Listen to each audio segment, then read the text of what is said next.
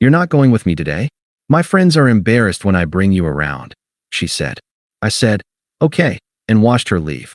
Packed all my things while she was out. She came home to an empty apartment and a note. Problem solved. She spent the night calling. I spent it at my new place. Hey viewers, before we move on to the video, please make sure to subscribe to the channel and hit the like button if you want to see more stories like this. Thanks. The smell of coffee was the first thing, like it always was.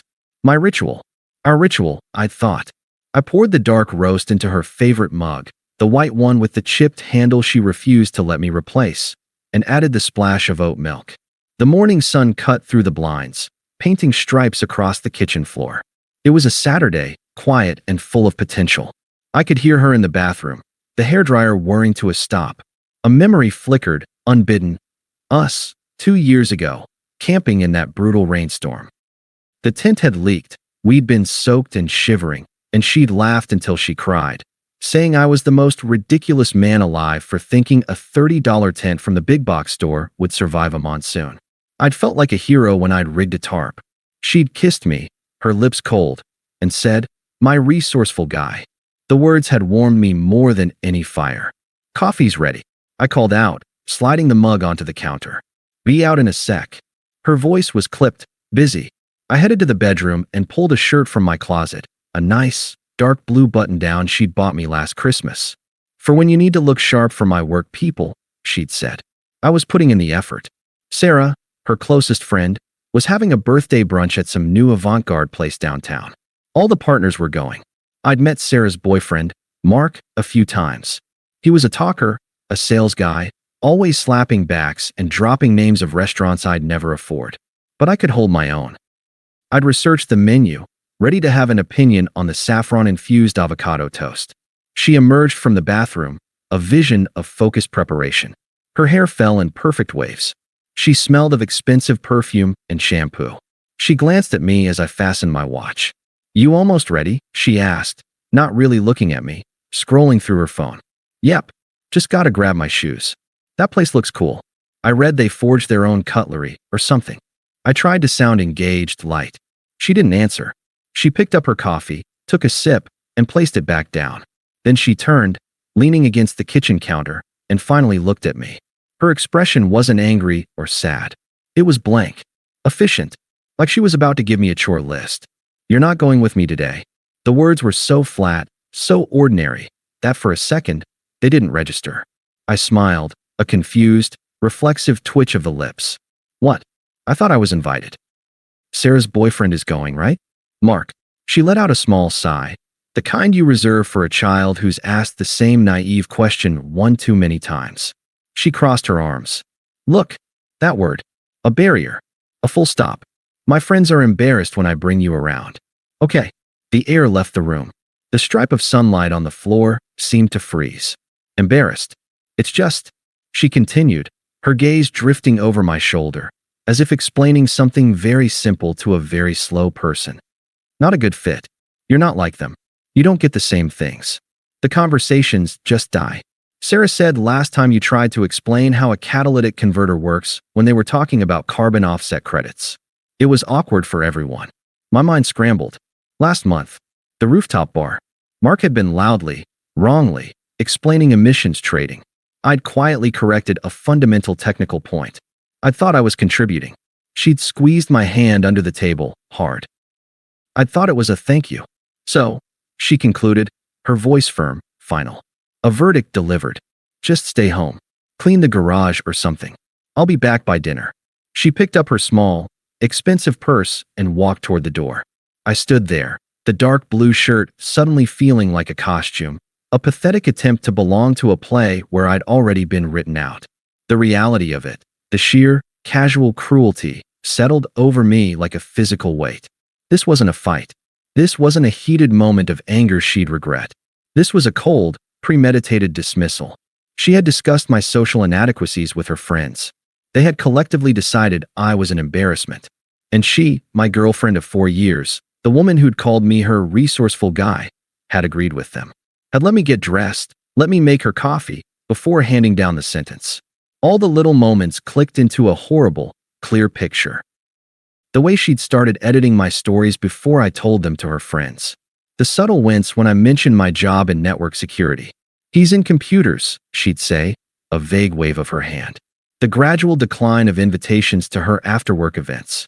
I'd thought she was protecting my time, my introvert energy. I was an idiot.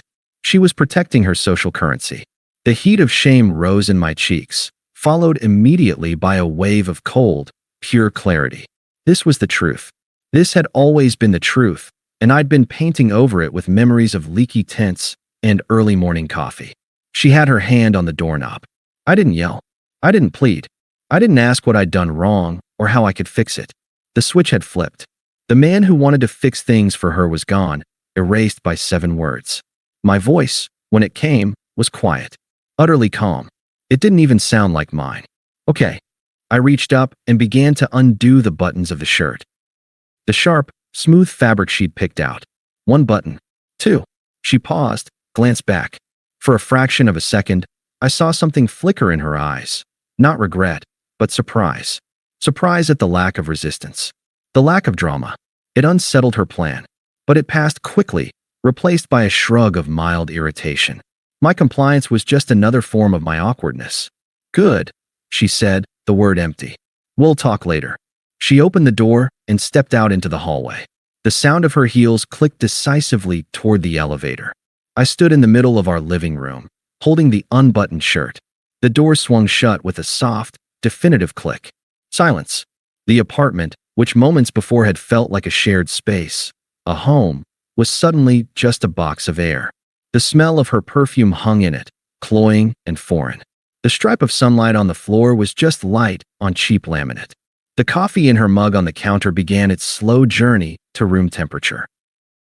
Embarrassed. The word echoed in the new, hollow quiet. It wasn't painful anymore. It was a fact, a diagnostic tool.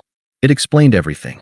And with that explanation, every last tether of feeling I had for her, every hope, every memory, every fragile thread of us, snapped clean. I let the blue shirt fall from my shoulders. It pooled on the floor at my feet, a puddle of rejected effort. "Okay," I said again to the silence. It wasn't acceptance. It was the first word of a plan. The silence after the door clicked shut wasn't empty. It was full of a single, clarifying frequency. A hum of finality. I looked at the shirt puddled on the floor, a blue island in a beige sea. I didn't pick it up. I stepped over it. My first move wasn't emotional. It was logistical. I walked to my nightstand, pulled out the small, locked fireproof box where I kept passports, the title to my car, and a stack of emergency cash I'd been squirreling away for a rainy day fund she'd never known about. For a real emergency, I told myself, like a medical bill or a car repair. This qualified. This was a triage situation for my own life. I opened my laptop. My hands were steady. I navigated to the shared spreadsheet where I managed our bills, my spreadsheet, because she'd called budgeting a soul-crushing exercise for people with no vision. I removed my auto-pays for the rent and utilities, effective immediately.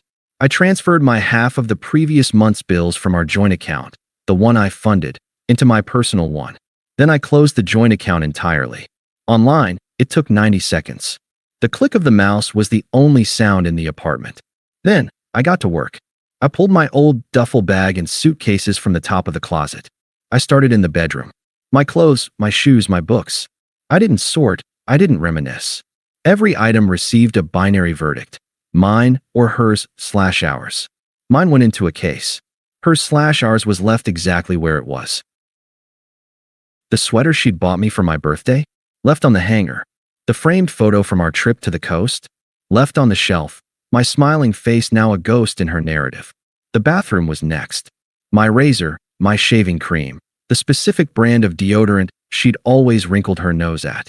Into a toiletry bag. The expensive cologne she'd picked out for me, the one that fit the man she saw me becoming, stayed on the counter. In the living room, I took the books that were mine, technical manuals, history paperbacks, a few sci-fi novels she'd mocked as escapist. I left the coffee table books on architecture and fashion. I unplugged my PlayStation and the small, high-quality monitor I used with it. The giant TV we'd bought together? It sat, dark and silent. I didn't need it. The garage was my domain. My toolbox, my workbench, the mountain bike I maintained myself. These were the things that had, in her eyes, made me unrefined. The tangible evidence of a man who worked with his hands and didn't just talk about market trends. I loaded them into my car with a fierce, protective care. Halfway through, my phone buzzed. A text from her, sent from the brunch table, a performative gesture for her friends, no doubt. Her, ordered the truffle eggs. You'd hate it. So rich. Garage looking better? I stared at the screen. The casual cruelty, the assumption of my static, boring presence waiting for her. I didn't block her. Not yet. I set the phone to silent and placed its screen down on the kitchen counter. I called Leo, my oldest friend from trade school, a guy she'd once called unambitious but harmless. Leo, I need a favor. I need to move a bed and a dresser today, and maybe crash on your couch for a night. To his eternal credit, he asked exactly 0 questions. Address. ETA 1 hour. Bring beer. When Leo arrived with his truck, his face was grim. He took in the stacks of boxes by the door, the empty spaces on the shelves. He clapped a heavy hand on my shoulder. That bad, huh? Worse, I said, and that was all the explanation I offered or he required. We loaded the furniture in an efficient, wordless duet. Finally, the apartment was stripped of me. It looked unbalanced, like a smile missing key teeth. The spaces where my things had been were accusing voids. It was perfect. On the bare kitchen counter, next to her now cold, full mug of coffee, I placed a single yellow sticky note. I didn't write a novel. I didn't explain my pain or list her failures. I wrote 2 words that addressed her stated problem with the clinical precision of an engineer solving for X. Problem solved. I took one last look. This wasn't my home. It was a stage set where I'd been playing a supporting role in her life. The set was being struck. I walked out, closing the doors softly on the past 4 years. My new place was a studio apartment over a quiet garage. It smelled of fresh paint and pine cleaner. The floors were bare concrete. The windows looked out on a large oak tree. It was empty, clean, and utterly, blessedly mine. Leo helped me haul the bed frame up the narrow stairs. We assembled it in silence. The metallic clicks and turns a new kind of ritual. As we finished, my phone, still face down on the counter in the old apartment, began to light up. I'd brought my work laptop and had it set up on a cardboard box. A notification popped up, a missed call. Then another. Then a text alert synced to the desktop. I didn't look. I ordered pizza for Leo and me. We ate it straight from the box, sitting on the floor, drinking the beer we'd brought. He told me a stupid story about a client at his auto shop. I laughed. The sound was strange in my ears, but it was real. When he left, the real silence began. Not the hollow silence of the old apartment, but a peaceful, expansive quiet. I lay on my new bed in the dark, staring at the unfamiliar ceiling. The phone in my old life was buzzing like a trapped insect. I imagined her walking in, the key in the lock, the door swinging open, her heels clicking on the floor, then stopping. The pause as her eyes adjust, scan the living room. The slow walk to the kitchen, seeing the empty counters, the missing coffee maker. Her mug, still full. The sticky note. Picking it up, reading it. The cold shock turning to hot panic. The frantic search of the closets, the bathroom, the garage. The realization dawning. Not a tantrum, not a temporary storm. An evacuation. The first voicemail arrived in my inbox at 8:17 p.m. Voicemail 1. What the hell? Where are all your things? Is this a joke? Did you move out? Call me. Right now? This isn't funny. Her voice was a mix of confusion and burgeoning anger. No concern. Just a front. The text started a few minutes later, a staccato burst of disbelief. Her, 8:23 p.m., we need to talk. Her, 8:31 p.m., you can't just leave. What about the rent? What about the lease? Her, 8:45 p.m., my friends are asking where you are. Sarah said it was weird you just bailed. This is so awkward for me. Her, 9:12 p.m., okay. I'm sorry about what I said, okay? You took it too personally. It was just brunch. Can you please be an adult and call me? I read them on my laptop screen, each notification a little pulse of validation. Awkward for her. That was the core takeaway. Not I hurt you, but you're making my social life inconvenient. I went to bed and slept a deep, dreamless sleep for the first time in months. The unraveling was slow, public, and poetic. Week 1. The tone shifted from anger to wheedling. Her, The kitchen sink is making a weird gurgling noise. You always knew how to fix that. Her, I got a late fee on the electric bill. The autopay didn't go through. Did you do something with the account? Her, Mark asked about you at dinner. He said you were actually really knowledgeable about that crypto mining energy stuff. He wanted to pick your brain. I didn't respond. I was busy. I hung shelves. I bought a plant. I signed up for a weekend workshop on woodworking. Week 2, the first fracture in her social armor appeared. A message from Sarah, her tone dripping with condescending concern. Sarah, hey, this is Sarah. Look, I don't know what's going on with you two, but you're really hurting her. She's a mess. Whatever manly pride thing you're doing, just get over it. Real men don't ghost. They work it out. I typed a one-line reply, my first communication to anyone in her orbit. Me, there's nothing to work out. We're done. I blocked her number.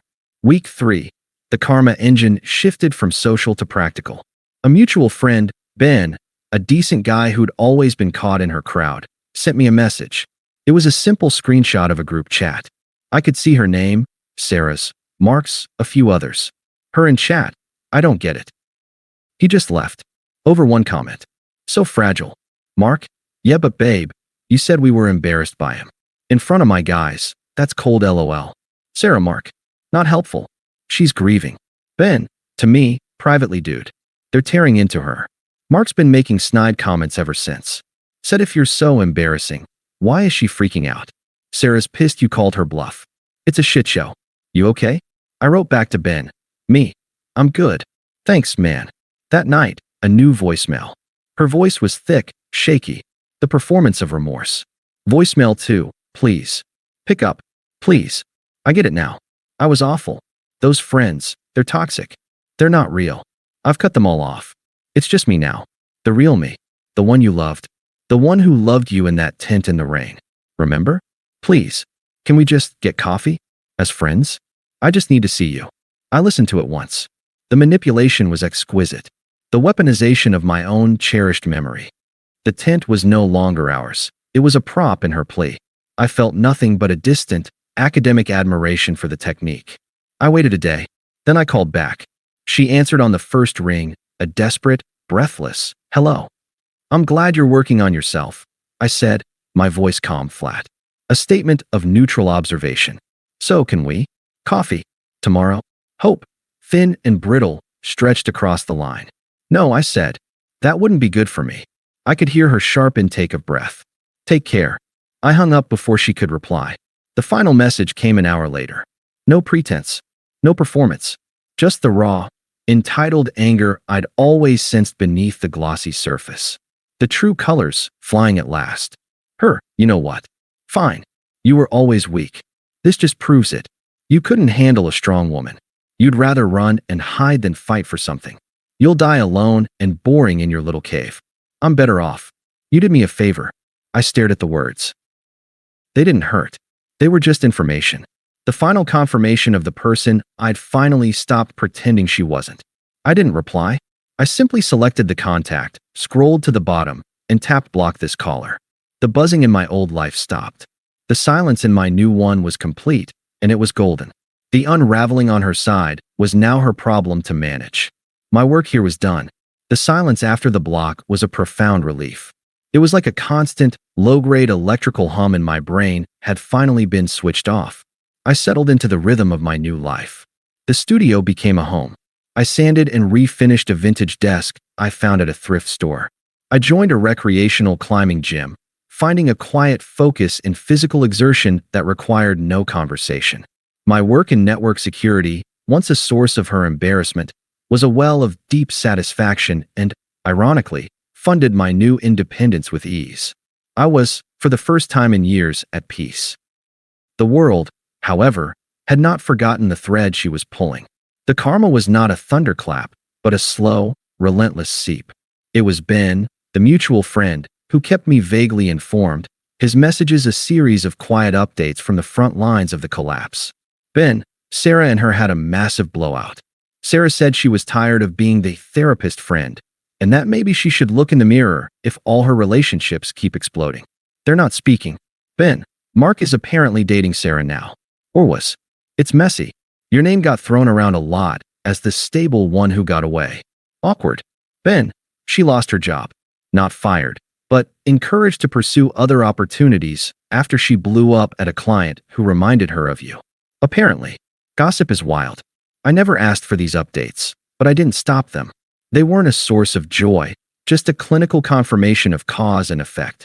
She had dismantled her support system to make room for a version of herself that didn't exist, and the structure had collapsed. The outreach attempts evolved, becoming more unhinged as her desperation grew. The workplace ambush. I was leaving my office, a modern tech campus, not the dank server room she'd always imagined, when I saw her leaning against my car. She looked small, deflated.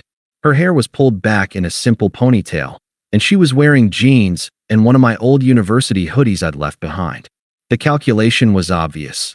The visual cue of shared history, a retreat to a simpler version of herself. "Hey," she said, offering a fragile smile as I approached. I didn't break stride.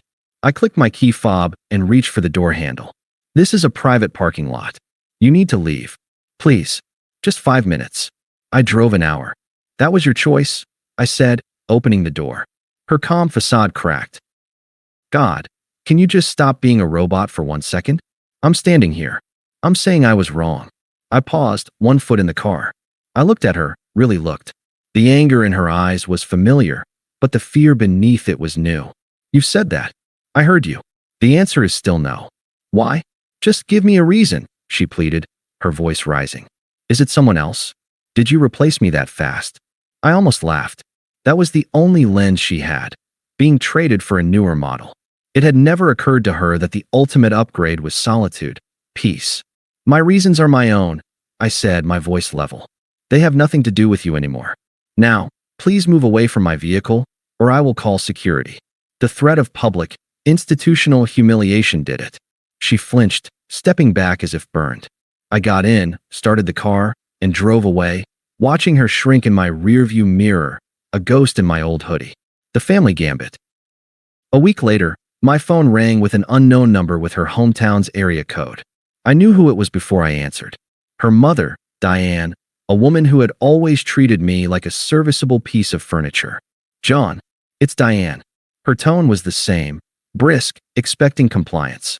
"Diane, we need to talk about my daughter. She's not well. She's heartbroken. She made a mistake. Yes, but what you're doing, this silent treatment, this abandonment, it's cruel. It's beneath the man I thought you were." I leaned back in my desk chair, looking out at the oak tree. "What would you like me to do, Diane? Be a man. Talk to her. Forgive her. She's learned her lesson. The family is very concerned. She's talking about moving back home, for God's sake. Her life is in shambles. I'm sorry to hear that her choices have had consequences," I said, carefully avoiding any expression of sympathy for her. "But her life is not my responsibility. It hasn't been for some time." There was a stunned silence on the other end. I had never spoken to Diane this way. I had always been the placid, agreeable boyfriend. "How can you be so cold? After everything we did for you? You were part of this family." "I was a guest," I corrected gently. "And I overstayed my welcome. I hope she finds the help she needs. Goodbye, Diane." I hung up. The call was a final piece of the puzzle. The toxicity wasn't just her. It was the ecosystem that had bred her entitlement. Cutting her out meant cutting the whole vine. The messages from her, from new numbers I kept blocking, became fragmented, pathetic. "Unknown, I saw a truck like yours today, and my heart stopped." "Unknown, I'm in therapy. My therapist says I have attachment issues from my father." "It wasn't about you." "Unknown, do you ever miss it? Even a little?" I didn't. And that was the most liberating truth of all. Months bled into a year. The studio was now a proper apartment. Plants thrived. The refinished desk held my monitors, a sleek setup that brought me professional consulting work that paid more than my old salary. I'd reconnected with Leo and Ben, and through them, met new people, a hiking group, a casual board game night crew. There was a woman, Clara, from the climbing gym. We'd gone for smoothies a few times. It was easy, light. There was no performance, just two people enjoying an activity. I wasn't rushing anything. I was enjoying the spaciousness of my own life. The encounter happened in the most mundane place imaginable, a large home improvement store on a Sunday afternoon. I was in the lumber aisle, comparing boards for a shelving project, a list in one hand, a pencil behind my ear. I felt a presence hover, a familiar scent cutting through the smell of sawdust and pine. I turned. She was standing there, holding a single, forlorn-looking light bulb. She looked older. Not in a bad way, but in a weathered way. The polished gloss was gone, replaced by a kind of tired realism. She wore simple clothes, no makeup. She was just a person in a fluorescent-lit aisle. Our eyes met. I saw the shock in hers, then the frantic calculation, the hope, the fear. I felt nothing. No anger, no residue of pain, not even pity. It was like seeing a former coworker from a job you'd left years ago. "John," she breathed. "Hey," I said, giving a small, polite nod. I turned back to my boards, running a thumb along a grain line. "You look really good." The words tumbled out. "Healthy. Thanks," I said, not looking up. "How have you been?" It was the ultimate, casual dismissal. A social nicety with zero emotional weight. She let out a shaky laugh that was almost a sob. I've been better. Been through it, you know? Therapy. All that." She took a step closer. I didn't move away, but I didn't lean in. I remained a neutral pole. I think about that day all the time. What I said. It was monstrous. I don't know who that person was. I finally looked at her, my expression calm, open, and utterly detached. "It's good you're figuring that out." "I am," she said, encouraged by my eye contact. "I really am. I sold all the stupid designer stuff. I got a job at a library. It's quiet. I'm trying to be a real person." She swallowed. "I miss you. Not like I want to get back together. I know that ship has sailed. I'm not an idiot. I miss my friend. I miss the person who knew me before I tried to be someone else." It was her best pitch. The most honest, least manipulative one yet. It might even have been true. I nodded slowly, considering her words.